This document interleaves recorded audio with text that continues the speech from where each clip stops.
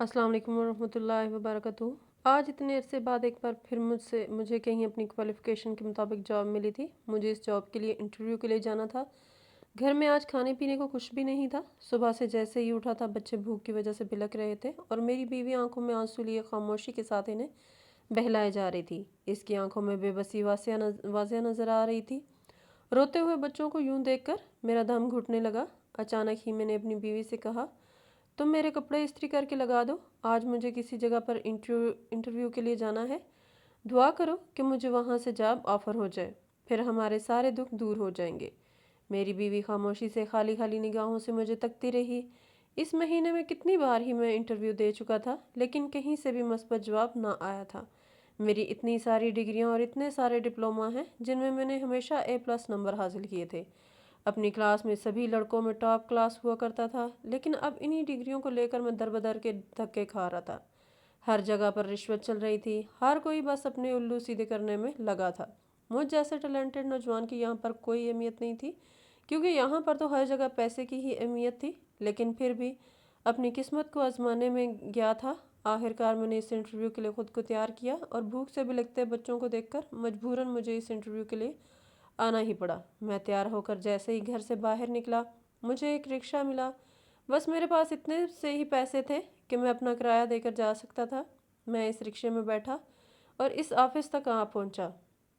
लेकिन मैं ये भूल चुका था कि मेरा हुलिया, मेरे जूते, मेरे कपड़े सब कुछ मैं नहीं रखता होगा। मैं जो ही ऑफिस में दाखिल हुआ, सामने एक कतार मुझे दिखाई दी। ये कतार यहाँ पर इंटरव्यू के लिए आने वाले लोगों की। हर किसी के पास अच्छे कपड़े, अच्छे जूते, लेकिन मेरे फटे पुराने कपड़े और 1 साल पहले लिए गए जूते थे जो कहीं कहीं से फटे हुए थे, लेकिन मैं इन्हें फिर भी इस्तेमाल में लिया हुआ था। इन सब लोगों को देखकर मुझे यूं महसूस हुआ जैसे यहाँ पर भी वैसा ही होगा जिस तरह आज तक होता चला है। यहाँ पर भी रिश्वत चलेगी। इतने अमीर कबीर लोग होंगे और वो अमीर कबीर लोग रिश्वत लेकर किसी न किसी को यहाँ पर रख लेंगे। मैं मायूस होकर वापस लौटने ही लगा था कि पीछे से मेरा नाम पुकारा गया। बास के दरवाजे पर खड़ा शख्स मेरी तरफ देख रहा था। इसने बारी बारी सब लोगों की तरफ देखकर मेरा नाम पुकारा। किसी ने भी इसकी तरफ तवज्जो न दी। आखिरकार मैं आहिस्ता आहिस्ता चलता हुआ इसके तरफ आया। वो मेरे फटे पुराने कपड़ों और फटे पुराने जूतों की तरफ देखकर एक तायराना निगाह डालते हुए साइड पर हो गया और मेरे सामने दरवाज़ा खोल दिया। मैं दरवाज़ा खोलकर ऑफिस में दाखिल हुआ। सामने बैठा शाह हसन अपनी बारोब शख्सियत के साथ अपनी कुर्सी पर बुरा जमान था। मैंने अंदर जाने की इजाज़त मांगी। इसने सिर्फ हाँ में सर हिलाने पर इक्तफा किया और मुझे कुर्सी की तरफ इशारा कर दिया। अभी तक इसकी निगाहें कंप्यूटर पर जमी थी। मैं खामोशी से जाकर इसके सामने वाली कुर्सी पर बैठ गया। मैं इसके कुछ सवालात पूछने का मुंतज़र था। जाने क्या मुझसे सवालात पूछेगा, कब मुझसे इंटरव्यू लेगा और कब मैं यहाँ से जा सकूँगा। इसके सामने बड़ी कुर्सी भी इससे काफ़ी दूर थी। यही वजह थी कि वो मुझे सर से लेकर पैर तक देख सकता था। इसने मुझे एक नज़र देखा और फिर इसकी नज़र जाकर मेरे जूतों पर टिक गई। एकदम से मुझे शर्मिंदगी महसूस हुई कि वो कह रहा था कि वो मेरे जूते जो 1 साल पुराने हो चुके थे, एक साइड से फट चुके थे, इन्हें मैंने धागे और सुई की मदद से एक बार फिर से मरम्मत कर लिया था, लेकिन इनकी वो मरम्मत वाजिया दिखाई दे रही थी। काफ़ी देर वो खामोशी से मुझे यूं ही देखता रहा। फिर इसने मुझसे 1-2 सवाल किए। मैंने हक में लाते हुए तमाम सवालात इसके गोश गुजार किए और फिर अपनी सीवी इसके सामने रख दी। वो मेरी फ़ाइल खोलकर देखने लगा। मुझे यकीन था कि मुझे यहाँ भी नौकरी नहीं मिलेगी, क्योंकि यहाँ पर बहुत ही अमीर कबीर लोग इंटरव्यू देने के लिए आए हुए थे और यहाँ भी यकीनन रिश्वत ही चलती होगी। मेरा दिमाग में बस यही चल रहा था। तभी इसने अपने सेक्रेटरी को आवाज़ दी। इसका सेक्रेटरी जो दरवाजे पर खड़ा इंटरव्यू पर आने वाले लोगों को कमरे में बुला रहा था, वो जल्दी से भागता हुआ नज़र आया। कहने लगा, जी साहब, जी। तो बॉस ने इसे कहा कि इस लड़के का अपॉइंटमेंट लेटर तैयार करो, ये लड़का कल से ज्वाइनिंग दे रहा है। ये बात सुनकर तो मुझे हैरत हुई थी। मैं आंखें फाड़े सामने कुर्सी पर बुराजमान बास को देखने लगा। इसने बिना मुझसे तफ्तीश किए मुझसे मेरे तमाम लोगों का पूछे मुझे ऐसे ही नौकरी दे दी। हाँ, ये बात ठीक थी कि यहाँ आने से पहले मैं जहाँ भी गया था, मेरी तमाम डॉक्यूमेंट्स मेरे पास थी। हर किसी ने मेरी कामयाबी देखी थी। मेरे तमाम नंबरात जो मैंने इतनी सारी ज़िंदगी में हमेशा पहली पोजीशन पर लिए थे, वो तमाम वाद रिश्वत के तो धूल तले दब चुके थे। अब बस हर कोई रिश्वत लेता और अमीर लोगों को नौकरियां मिल जाती। मुझ जैसे गरीब इंसान वैसे ही हालात की चक्की में पिसते रहते। आज भी मुझे बस यही महसूस हो रहा था, लेकिन जो ही इसके मुंह से मैंने ये सुना कि इसने मेरा अपॉइंटमेंट लेटर तैयार करवा लिया है, कल से ही वो मुझे जॉब दे रहा था, मैं हैरत ज़दा रह गया। लेकिन मुझसे पूछने की हिम्मत ना रही।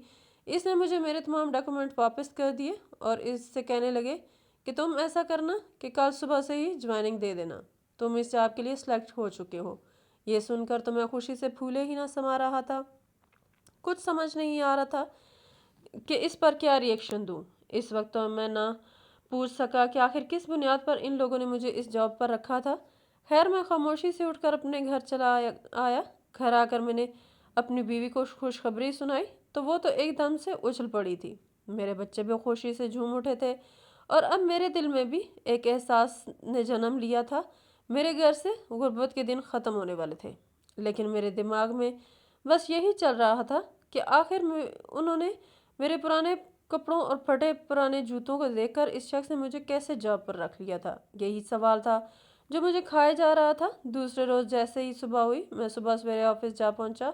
ऑफिस में मुझे मैनेजर ने तमाम काम सिखा दिया था। मैंने वैसे भी कंप्यूटर में बहुत माहिर था।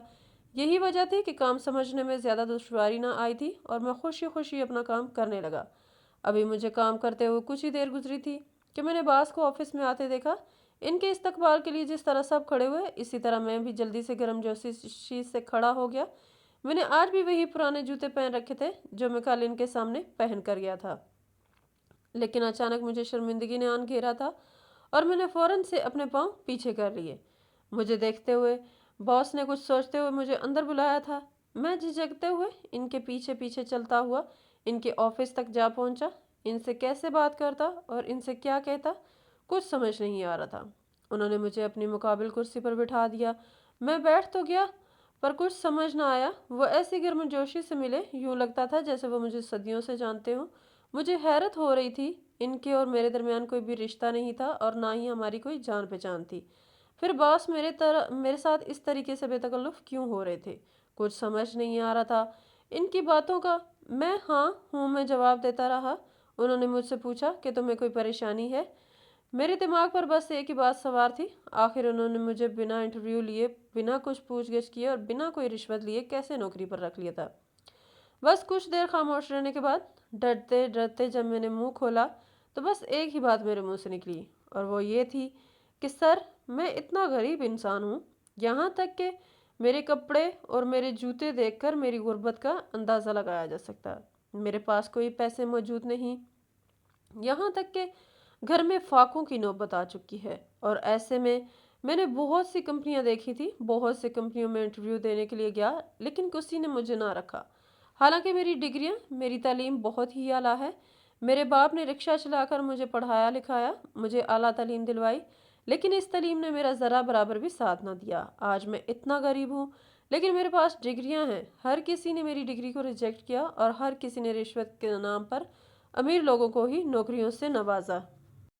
लेकिन आप वो पहले शख्स हैं जिन्होंने बिना मुझसे कोई इंटरव्यू लिए, बिना मुझसे कोई बात की है, बिना मेरे कपड़ों और जूतों को जज किए मुझे नौकरी पर रख लिया। आखिर ऐसी क्या बात है? हालांकि आपके ऑफिस में इस वक्त इंटरव्यू देने के लिए लाखों लोग मौजूद थे जो काफ़ी असर रसूख भी रखते थे और शायद काफ़ी अमीर कबीर भी थे। आप लोगों ने कैसे मुझे इस नौकरी पर रख लिया, मुझे कुछ समझ नहीं आ रहा था। मुझे साथ साथ ये भी डर लग रहा था कि कहीं बॉस को बुरा ना लग जाए मेरी इस बात पर, वो मुस्कुराने लगे। मुझे हैरत हो रही थी, वो मेरी बात पर मुस्कुरा रहे थे। वैसे तो इन्हें बुरा लगना चाहिए था क्योंकि इस तरह की बातें अपने कोलीग के साथ करना इन्हें अच्छा नहीं लगता। खैर, उन्होंने मुस्कुराते हुए मुझसे बात करना शुरू की और जो बात उन्होंने मुझे बताई वो मुझे हैरान कर देने के लिए काफ़ी थी। मैं वहीद मुराद अली का बेटा था। मुराद अली मेरा बाप बीएससी पास था। इनके ज़माने में पढ़ाई का इतना रवाज न था, लेकिन मेरे दादा ने इन्हें पढ़ाया। मेरे दादा की ख्वाहिश थी कि वो पढ़ लिख कर एक आला अहदे पर फायज हो जाएं, लेकिन इस वक्त लड़कों के लिए तालीम हासिल करना बहुत मुश्किल था। जिस इलाके में हम रहते थे, इस इलाके में बस मैट्रिक तक ही एक ही स्कूल था। इस स्कूल से बाहर मैंने मैट्रिक तक तालीम हासिल की और फिर इसके बाद बाबा को शहर भेज दिया गया। शहर में बाबा ने इंटरमीडिएट पास किया। मैट्रिक इंटरमीडिएट पास करने के बाद उन्होंने बीएससी करना शुरू कर दिया और फिर बीएससी की डिग्री लेने के बाद उन्होंने कई छोटे मोटे कोर्स भी कर रखे थे। लेकिन अभी बाबा अपनी पढ़ाई से फारिग ही हुए थे कि दादा जान को मौत ने आ लिया और फिर दादा जान इस दायरे फ़ानी से रुखसत हो गए। बाबा पर तमाम ख़ानदान की जिम्मेदारी आयद हो गई। छोटे बहन भाइयों को पढ़ाना लिखाना, घर के खर्चे पूरे करना, और ये सब कुछ बाबा के सर पर था। बाबा ने मेहनत मजदूरी करना शुरू कर दी। इस वक्त की तमाम कंपनियों में जाकर इंटरव्यू दिए थे, लेकिन किसी ने बाबा को नौकरी पर ना रखा था। बिलाकर बाबा ने एक रिक्शा खरीदा, जिसकी साथ वो हर महीने पूरी करते। इस रिक्शे पर बाबा ने अपना काम शुरू किया। पहले पहल तो इतनी सवारियां ना मिला करती थी, लेकिन आहिस्ता आहिस्ता इनका ये काम चलने लगा, और फिर उन्होंने इसी काम के ज़रिए अपने घर को पालना शुरू कर दिया। बहन भाइयों की तालीम में मुकम्मल करके इनकी शादियां कर दी, और फिर इसके बाद खुद शादी करके आराम से ज़िंदगी बसर करने लगे। भले ही हमारी ज़िंदगी में काफ़ी मुश्किलात थी, लेकिन अम्मा अब्बा दोनों ही सादा थे। इनकी ज़िंदगी भर इनकी सादगी भरी ज़िंदगी ने हम सब को भी सादगी से जीने पर आमादा किया था, और यूं हम सब लोग अपनी छोटी सी सादा सी ज़िंदगी में बेहद खुश थे। ये छोटी सी ज़िंदगी थी, ना तो हमारी ज़्यादा ख्वाहिशात थी और ना ही हमारे ज़्यादा अखराजात थे। इसी वजह से हमारी ज़िंदगी काफ़ी सुकून में गुजर रही थी। लेकिन जो जो हम बढ़ रहे थे, हमारे तालीमी अखराजात ज़्यादा बढ़ रहे थे। बाबा के सर पर अब हमेशा हमारी देखभाल ही सवार रहती थी। हम कुछ बड़े हुए तो अम्मा ने भी बाबा का हाथ बटाना शुरू कर दिया। अम्मा भी एक पढ़ी लिखी खातून थी, और उन्होंने शोहर का हर हाल में साथ देना चाहती थी। उन्होंने घर में ही बच्चों को ट्यूशन पढ़ाना शुरू कर दिया। साथ ही साथ वो मशीन और कशीदाकारी करना भी जानती थी। चनाचा उन्होंने बाबा का हाथ बिठाना शुरू कर दिया। घर में कपड़े सिलाई करती, बच्चों को ट्यूशन पढ़ाती, और बाबा बाहर से अपना रिक्शा चलाते, और यूं घर के अखराजात चलने लगे थे। लेकिन बहनों की शादी करनी थी, और काफ़ी सारी मज़ीद जिम्मेदारियां थी जो माँ बाप बाबा के सर पर मौजूद थी। दोनों बहनों की शादियां वो बड़े अच्छे तरीके से करना चाहते थे। मैं अक्सर बाबा से कहा करता था कि आपने इतनी डिग्रियां ली हैं, आपके पास इतनी तालीम है, लेकिन आप कहीं पर जाकर जॉब क्यों नहीं करते? आपको तो बड़ी आसानी से जॉब मिल जाएगी।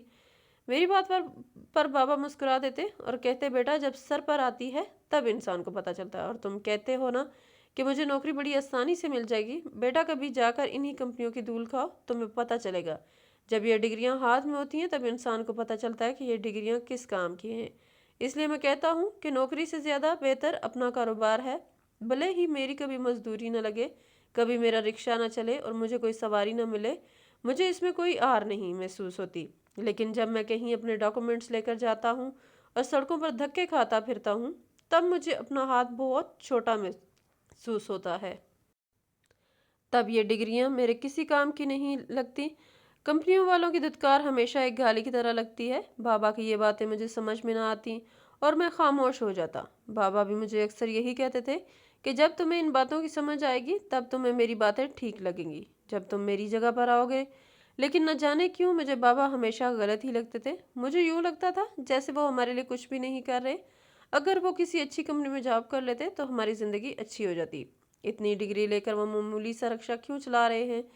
हमारे घर के हालात कितने ख़राब हो रहे हैं। यूं एक रोज़ चलते चलते न जाने बाबा कहाँ से आए कि इतनी जल्दी में थे। वो जल्दी से आए और घर में अम्मी से कहने लगे कि जो अभी तुम्हारे पास जमा पूंजी है वो मुझे ला दो।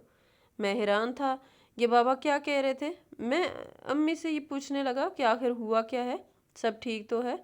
बाबा कहने लगे, अरे कुछ ठीक नहीं, बहुत इमरजेंसी में मुझे पैसे ज़रूरत है। अगर तुम्हारे पास कुछ पड़े हैं तो मुझे दे दो। अम्मी अपनी तमाम जमा पूंजी उठा लाई। बहनों की तो शादी हो चुकी थी, लेकिन अब मैं ही बाकी बचता था।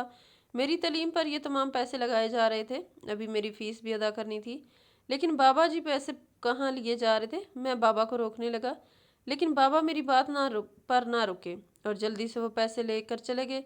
फिर 2-3 दिन तक बाबा घर वापस ना आए। अम्मी सिलाई कढ़ाई का काम करती रहीं और इन्हीं पैसों से घर का गुजारा चलता रहा। बाबा का नंबर भी बन जा रहा था। कुछ दिनों बाद जब बाबा वापस आए तो इनके पास रिक्शा भी मौजूद नहीं था। मुझे हैरत हो रही थी। मैं बाबा पर बरस ही पड़ा था। इन्हें मैंने बहुत गुस्सा किया, यहाँ तक कि अम्मी भी इनसे खफा हुई थी और कहने लगी थी कि आखिर ऐसी क्या नौबत आ पड़ी थी कि आपको रिक्शा ही बेचना पड़ा। बाबा खामोश थे, वो कुछ नहीं बता रहे थे। मैं नाराज़ होकर घर से चला गया। अम्मी भी इनसे नाराज़ होकर बैठ गई। बाबा भी तो कोई बात नहीं बता रहे थे। मुझे यूं लगा जैसे बाबा मेरे लिए कुछ करना ही नहीं चाहते। मैं इनसे सख्त बेदिल हो गया। आखिरकार बाहर मेहनत मजदूरी करके कुछ पैसे कमाए और कुछ अम्मी ने सिलाई कढ़ाई करके पैसे मुझे दिए, और मैंने अपनी यूनिवर्सिटी के आखिरी सेमेस्टर की फ़ीस जमा की। लेकिन अब ये हो चुका था कि बाबा बिल्कुल रोपोश हो चुके थे। बाबा का कुछ अता पता नहीं चल रहा था। लेकिन एक रोज़ एक कोहराम बर्पा हो गया। बाबा कहीं से आते हुए एक एक्सीडेंट में जान की बाजी हार चुके थे। मुझे यूं लगा जैसे किसी ने मुझसे मेरा तन मन धन लूट लिया हो। हमारे घर में एक कोहराम सा मच गया था। अम्मी तो बाबा के जाने का सदमा बिल्कुल बर्दाश्त न कर पाई थी। बाबा की तदफीन और के बाद हम भी बहुत लागर और बीमार रहने लगी। इनकी तो ज़िंदगी कुल मता ही बाबा थे। उन्होंने ज़िंदगी का हर दुख सुख बाबा के साथ देखा था। इन दोनों की जोड़ी बिलाशुबा बेहतरीन जोड़ी थी। कुछ अरसे बाद ही अम्मी भी इस दुनिया से रुखसत हो गई। अब मैं अकेला रह गया था। लेकिन ये बात थी कि अम्मी जाने से पहले मेरा निकाह मेरी खाला की बेटी से कर गई थी। जब अम्मी की वफात हुई तो खाला ने फ़ौरन ही रुखसती कर दी। इनका कहना था कि तुम्हारे घर में एक खातून का होना ज़रूरी है। तुम्हारी माँ चली गई है तो अब तुम्हारी बीवी आ जाएगी। मैं भी खामोश हो गया और खामोशी से रुखसती कर ली। मेरी बीवी भी बहुत अच्छी थी। हर दुख सुख में मेरा साथ देना जानती थी। यूं लग रहा था जैसे वो अम्मी का ही एक साया हो। खैर यूं ही दिन गुजरते गए। देखते ही देखते मेरे 2 बच्चे हो गए। लेकिन अभी तक मुझे कोई जॉब नहीं मिली थी। मैं अपनी तमाम तालीम मुकम्मल कर चुका था। कभी कभी कहीं ना कहीं कुछ छोटी मोटी जॉब मिल जाती, जैसे 1 महीने के लिए और 2 महीने के लिए। इससे ज़्यादा मुझे कहीं पर कभी कोई जॉब ना मिली। मैं मुस्तकिल तौर पर एक अच्छी जॉब चाहता था। लेकिन अब तो वही छोटी मोटी जॉब्स भी मेरे हाथ से जा चुकी थी। अब तो घर में फाकों की नौबत आ चुकी थी। मेरी कुछ समझ में नहीं आ रहा था कि मैं क्या करूं। सब कुछ मेरे हाथ से जा रहा था। बच्चे भूख से रोते थे, बीवी बेबस सी हो जाती थी। अम्मी की तरह कभी कभी वो भी कपड़े सिलाई कर लिया करती थी। लेकिन इसकी आंखों का मसला था। यही वजह थी कि मैं इसे सिलाई का काम करने से मना करता था। अब सब कुछ मेरे हाथ से जा रहा था। कंपनियों में इंटरव्यू दे देकर मैं भी थक चुका था। हर जगह पर रिश्वत ही चल रही थी। आज मुझे बाबा की ये बात याद आती थी कि वो कहते थे कि ये डिग्रियां जब इंसान हासिल कर लेता है तो इनकी कोई वैल्यू नहीं रह जाती। हम जब ये डिग्रियां लेकर कंपनियों में जाते हैं तो वहाँ हमारी जो हौसला अफजाई होती है वो इस काम से लाख दर्जे बुरी लगती है। बस मैं तो ये कहता हूँ कि इंसान भूखा रह ले लेकिन अपना खुद का कारोबार करे। लेकिन जब जब मुझे बाबा का रिक्शा याद आता, मुझे बाबा पर गुस्सा आने लगता। मैं कहता था कि जाते जाते बाबा सिर्फ एक काम तो कर ही जाते, और वो ये काम कि वो मेरे लिए रिक्शा ही छोड़ जाते। उन्होंने तो अपनी पूरी ज़िंदगी के लिए मेरे कुछ किया ही नहीं। मुझे बस इसी बात का मलाल रहा था। लेकिन अब तक करीबन बाबा को गए हुए 5 साल गुजर गए थे और अब जाकर कहीं अच्छी नौकरी की उम्मीद नजर आई थी। लेकिन यहाँ पर भी बहुत अमीर कबीर लोग थे। मुझे यूँ लगता था जैसे सिफारिश के ज़रिए ये नौकरी भी मेरे हाथ से चली जाएगी। लेकिन ऐसा नहीं हुआ था। यहाँ के बाद से मुझे बिना इंटरव्यू ले ये ही नौकरी दे दी थी। और आज दूसरे दिन ही मैं इनसे इस बारे में पता कर रहा था तो वो मुझे मुस्कुराते हुए कहने लगे, तुम्हारे ये फटे जूते देखकर तो मुझे भी बहुत अफसोस हुआ था। लेकिन मुझे यूं लगा था जैसे तुम ये जॉब डिज़र्व करते हो। लेकिन तुम्हारी काबिलियत देख कर ही मैं तुम्हें जॉब दे सकता था, इसलिए मैं खामोश हो गया। लेकिन तुम्हारी जब डॉक्यूमेंट्स देखे तो डॉक्यूमेंट्स पर तुम्हारी तालीम देखने के बजाय मैंने सिर्फ एक शख्स का नाम और फोटोकॉपी देखी। वो शख्स मेरा मोहसिन था। तुम जानते हो एक बहुत ही संगीन हालात में मैं फंस चुका था। आज से 6 साल पहले जब मेरी कोई मदद करने के लिए तैयार नहीं था और मैं ज़िंदगी और मौत की जंग लड़ रहा था, तब इस शख्स ने मुझे सहारा दिया, अपने रिक्शे पर मुझे बिठाया और अस्पताल ले आया। मेरा एक्सीडेंट इतना शदीद हुआ था कि मेरे साथ टकराने वाले लोग दुम दबाकर भाग निकले थे। लेकिन तुम्हारे बाबा ने मौका पर आकर मुझे बचा लिया था। मैं अस्पताल में काफ़ी अरसा कोमा में रहा और मेरे अखराजात सारे के सारे इस शख्स ने उठाए। यहाँ तक कि इसने अपना एक रिक्शा भी बेच दिया था। जब मैं होश में आया तो मेरी बीवी ने मुझे वो सब बताया। इसने इस शख्स से मुझे मिलवाया और फिर मैंने इस शख्स से अपनी इतनी तीमारदारी करने के लिए कुछ उजरत पूछी तो वो कहने लगा कि बस मेरा एक बेटा है जो वो आला तालीम हासिल कर रहा है। मुझे किसी की ज़रूरत नहीं, बस इसे नौकरी दे दीजिएगा। मैंने इसे कहा था कि अपने बेटे को मेरे पास भेज देना और वो मुझे अल्लाह हाफिज़ कहकर निकला ही था कि इसका एक्सीडेंट हो गया। मैं तो इस पोजीशन में नहीं था कि मैं जाता और इसकी देखभाल करता। वो इसी हादसे में चल बसा था। जब मैं सेहतयाब हुआ तो मैं इसे देखने के लिए, इसे ढूंढने के लिए हर जगह पर मारा मारा फिरने लगा, लेकिन वो मुझे नहीं मिला। इन 5 सालों में मैं इसे ढूंढता रहा यूं कि मुझे इसका बेटा मिल जाए, लेकिन मुझे इसका बेटा कहीं नहीं मिला। आखिरकार मायूस होकर मैं घर वापस लौटा और आज 1 साल बाद सोचने के बाद मैंने इस नतीजे पर पहुंचा और ये नतीजा निकाला कि मैं इंटरव्यू के लिए एक ऐड छपवा दूं। कहीं ऐसा ना हो कि इसका बेटा इस नौकरी के लिए मेरे पास आ जाए اور تبھی سے میں آج تک یہ انٹرویوز کر رہا ہوں، لیکن مجھے آج تک کبھی بھی اس شخص کی فوٹو کاپی اور اس کا نام دکھائی نہیں دیا۔ لیکن کل جب تم میرے پاس آئے تو اس شخص کی فوٹو کاپی اور نام مجھے دکھائی دیا۔ میں اپنے محسن کو کبھی نہیں بھول سکتا، اسی لیے میں نے اس کے کہنے پر تمہارے لیے یہ جاب مختص کر دی۔ جب تمہاری ڈگری دیکھی تو مجھے یوں محسوس ہوا جیسے تم میرے ادارے کے لیے پرفیکٹ ہو اور تمہارے لیے یہ سارا کام تمہارا باپ کر کے گیا ہے۔ اس نے مسکراتے ہوئے میری طرف دیکھا تو میری آنکھوں سے آنسو نکل آئے۔ میں نے آج تک اپنے باپ کو ہمیشہ غلط سمجھا تھا، لیکن میرا باپ تو میرے لیے بہت اچھا کر گیا تھا، اور اگر وہ میرے لیے کچھ بھی نہ کرتا تو اس کا یہی کام کافی تھا کہ وہ ایک شخص کی جان بچا گیا تھا۔ اسی وقت میری آنکھوں سے آنسو بہنے لگے۔ میں روتے روتے ہچکیوں سے اپنے ہاتھوں میں اپنا منہ چھپائے رونے لگا۔ باس میری طرف بڑھے اور مجھے پانی کا گلاس دیتے ہوئے کہنے لگے کہ میں جانتا ہوں کہ تمہیں اپنا باپ یاد آ گیا ہوگا، لیکن میں نے اسے کہا نہیں سر، مجھے اپنا باپ یاد نہیں، بلکہ اپنے باپ کے ساتھ کیا گیا میرا وہ تمام رویہ یاد آیا جو میں نے اپنے باپ کے رکشہ بیچنے پر انہیں بہت سنائی تھی، اور پھر اس کے بعد مجھے میرا باپ کہیں نہ ملا تھا۔ میرا باپ اس دنیا سے رخصت ہو گیا تھا۔ میں ہمیشہ سے یہی سمجھتا رہا تھا کہ وہ میرے لیے کچھ کر کے ہی نہ گیا تھا۔ آج یہ جو میں فاقے کاٹ رہا ہوں یہ میرے باپ کی وجہ سے ہی ہیں، لیکن ایسا نہیں تھا۔ میرے باپ نے تو میرے لیے بہت کچھ کیا تھا، اور اگر وہ میرے لیے کچھ نہیں کر رہے تھے تو کوئی بات نہیں، انہوں نے کسی انسان کی جان تو بچا لی تھی۔ میں روتے ہوئے کہنے لگا تو سر نے میرے کندھے پر ہاتھ رکھا اور کہا، دیکھو تمہارے رونے سے تمہارے باپ کو تکلیف ہوگی، اور تم کون سا حقیقت جانتے تھے؟ اگر تم حقیقت جانتے ہو تو تم بھی کبھی اپنے بعد کے لیے باتیں نہ کرتے جو تم ابھی مجھے بتا رہے ہو۔ تم حوصلہ رکھو اور خود بھی اپنے باپ جیسا بننا، اور آج کے بعد تمہیں جس چیز کی ضرورت ہوگی میں تمہاری تمام ضروریات پوری کروں گا۔ تمہارے گھر میں جو راشن ڈلوانا ہے اس کی فہرست مجھے دے دو، میں اپنے ملازم کے ہاتھوں تمہارے گھر میں راشن ڈلوا دوں گا، اور آج کے بعد اپنے باپ کے بارے میں ایسا مت سوچنا۔ میں خاموشی سے وہاں سے اٹھ کر اپنے کیبنٹ میں آیا اور روتے ہوئے خدا سے فریاد کرنے لگا وہ مجھے اس چیز کے لیے معاف کر دے۔ میں نے اپنے باپ کی شان میں گستاخی کی تھی، لیکن میرا باپ تو اس دنیا کا سب سے عظیم ترین باپ تھا جس نے ایک شخص کی جان بچائی تھی۔ اگر وہ اس شخص کے لیے اپنا گھر بھی بیچتے تو مجھے اس میں کوئی آر محسوس نہ ہوتی، اور نہ ہی میں اپنے بابا کے لیے کچھ کہتا۔ وہ اپنی نیکی کو سیکرٹ رکھنا چاہتے تھے اور انہوں نے ویسا ہی کیا تھا۔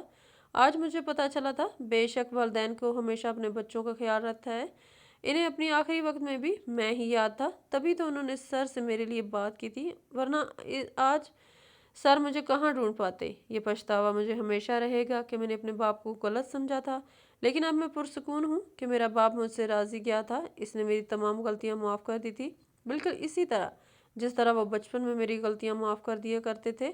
اب آنکھیں ہمیشہ آنسو سے تر رہتی ہیں، لیکن خدا کا شکر گزار ہوں اس نے میرے حالات بہت بدل دیے ہیں، کیونکہ مجھے لگتا ہے کہ میرے بابا چلے جانے کے بعد بھی میرے ساتھ ہیں۔